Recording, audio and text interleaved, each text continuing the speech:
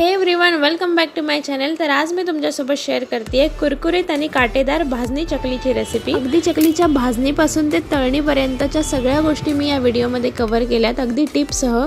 फक्त व्हिडिओ शेवटपर्यंत पहा, म्हणजे तुमची चकली तेलात नाही तोंडात विरघळेल। चला तर मग भाजणीपासून सुरुवात करूया। मीडियम गॅसवर कढई ठेवून त्यावर आपण सगळे मसाले एकदम परतून घेऊया।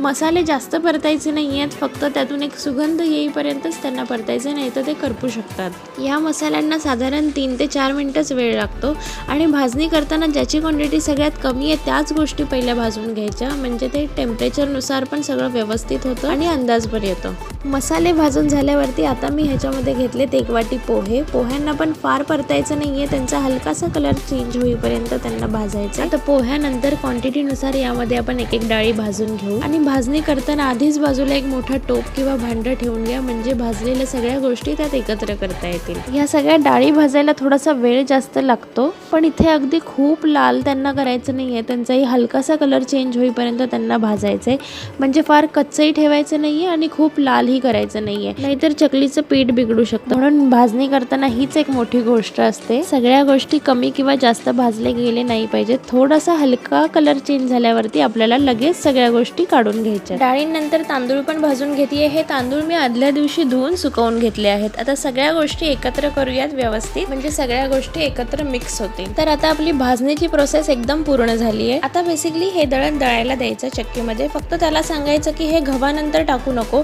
ज्वारी बाजरी किंवा कोणत्याही डाळीनंतर टाकलं तरी चालतं, आणि जर तुम्ही घरघंटीमध्ये हे दळलं तर उत्तम। सगळ्या टिप्स माझ्या आजीने दिलेल्या आहेत, त्यामुळे ह्या फॉलो करा, तेव्हाच चकली परफेक्ट बनेल। तर आता इथे आपल्या चकलीचं पीठ बनवून रेडी आहे। आता ह्याचं परफेक्ट माप कसं घ्यायचं ते आपण बघूया। याची एकदम सोपी पद्धत म्हणजे कुकरचा डबा घ्यायचा। कुकरचा डबा नसेल तर एखादा मोठं भांडं किंवा एखादा मोठा टोप घ्यायचा आणि सोबतच बाजूला 2 मोठी पातेली सुद्धा ठेवून द्यायची।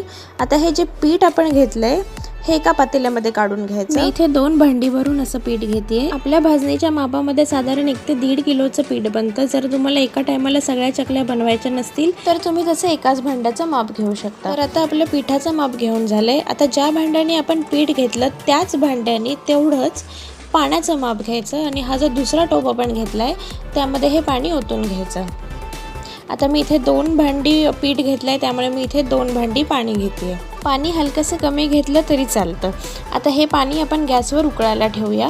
आता एका बाजूला पाणी तापतंय, तोपर्यंत आपण काय करायचं, मिक्सरच्या एका भांड्यात थोडंसं आलं, लसूण आणि 2 चमचे जिरं, या 3 गोष्टी वाटून घ्यायच्या आणि चकलीला फार मस्त फ्लेवर येतो। त्याचबरोबर इथे बाजूला आपलं पाणी पण तापलंय। आता काय करायचं, यातलं थोडंसं पाणी बाजूला काढून ठेवायचं, जे ते पीठ मळताना कमी जास्त झालं तर नंतर परत टाकता येईल। आणि ह्या पाण्यात आता मी आपण जे वाटण काढलं होतं ते टाकलंय। व्हिडिओ थोडीशी मिस झाली होती। आणि त्यानंतर आता मी इथे टाकते लाल तिखट। मी इथे पूर्ण 5 चमचे लाल तिखट घातले आणि मग थोडंसं मीठ आपल्या अंदाजाने। आता चकलीचा सगळ्यात महत्त्वाचा भाग म्हणजे तेल। आपली वरणाची जी पळी असते ना, त्या पळीचं माप घ्यायचं। आता मी 2 भांडी पीठ घेतलं होतं, म्हणून मी ही पूर्ण पळी भरून तेल टाकते। जर तुम्ही 1 भांड्याची करताय तर अर्धी पळी तेल खूप होतं। पीठ मळताना तेल जास्त झालं तर चकली तेलात विरघळून जाते, त्यामुळे तेलाचा अंदाज नीट घ्या। अशा पद्धतीने सगळी सामग्री पाण्यातच टाकून उकळल्यावर सगळ्या गोष्टी एकमेकांमध्ये छान मिक्स होतात आणि चकलीला छान फ्लेवर येतो। पाणी उकळल्यावर गॅस बंद करून ते बाजूला घ्यायचं आणि त्यात पीठ टाकून लगेच एका लाकडी वस्तूने ते हटायचं। मी इथे लाटण्याने हटतेय।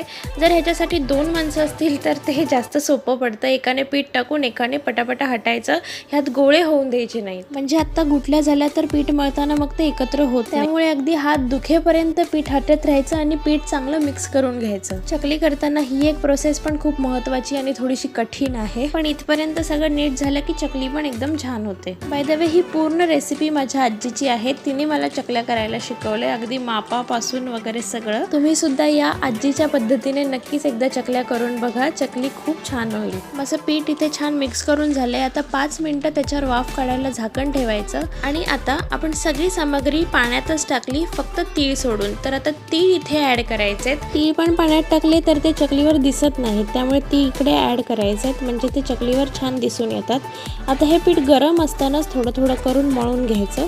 म्हणजे ते पटकन मळलं पण जातं आणि मऊ होतं. खूप घट्ट पण नाही आणि खूप पातळ पण नाही, असं एक मीडियम आपल्याला चकलीचं पीठ तयार करून घ्यायचं. पीठ कमी असेल तर तुम्ही सगळंच एकदम मळून घेऊ शकता. माझं पीठ जास्त होतं म्हणून मी एक एक करून असे 5 गोळे मळले. आता आपण हे अर्धा तास झाकून ठेवू शकतो किंवा लगेच चकली केली तरी चालते. मी 10 ते 15 मिनिटं ह्याला झाकून ठेवलं होतं आणि आता काय करायचं, थोडासा पाण्याच्या हाताने हे परत एकदा मळून घ्यायचं, म्हणजे चकली पाडताना सोपं जातं, खूप रेटावं लागत नाही. पण अगदी खूप पातळ पण करायचं नाही, नाहीतर मग चकलीला काटे येणार नाही. आता चकलीच्या सोऱ्यामध्ये पीठ भरून घेऊ. पीठ भरताना पूर्ण वरपर्यंत भरायचं नाहीये, नाहीतर झाकण लागत नाही. आता चकली करायला सुरुवात करू. चकली करताना त्याचं पहिलं आणि शेवटचं टोक थोडंसं दाबून घ्यायचं, म्हणजे चकली तेलात सुटत नाही. अशाच प्रकारे आपण सगळ्या चकल्या बनवून घेऊ. चकल्या होत आहेत तोपर्यंत दुसऱ्या बाजूला मीडियम गॅसवर अर्धी कढई तेल तापत ठेवायचं. तेल चांगलं तापून द्यायचं. एक गोळी टाकून बघायची, ती जर एका मिनिटात वर आली तरच चकल्या सोडायच्या.